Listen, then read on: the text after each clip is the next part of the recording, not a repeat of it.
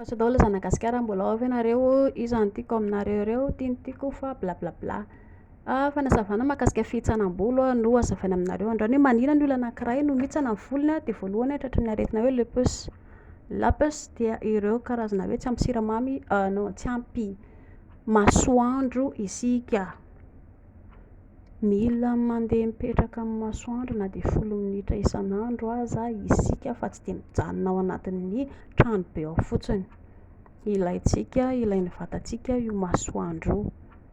Raha ohatra parivandry moa zany ianao masoandro indray fa trop be loatra fa ilain'ny atoantsika mba hampihetsika tsara ny atoantsika ny masoandro. Eo ihany koa sigara be loatra. Manatsara ilay isan'ny mifoaka sigara leo fa mitandrema fa sigara misy an'ilay aretina hoe nicotine zay io no tena manimba ny rà ary ambon'izay koa hihitsana eo koa ny volon'ny lisany teny harerahana. Rehefa mahatsapa ianao fa tena reraka be loatra de mba eritrereto ihany tompoko satria tsy inona ho hitanao tsara fa ny vokatra iny rehefa any aoriana any. Ary eo ihany koa ny homamiadana matetika mampatonga ny volontsika lasa mihitsana ary lasa vao maika tsy mety maniry intsony. Eo ihany koa ny sida zany.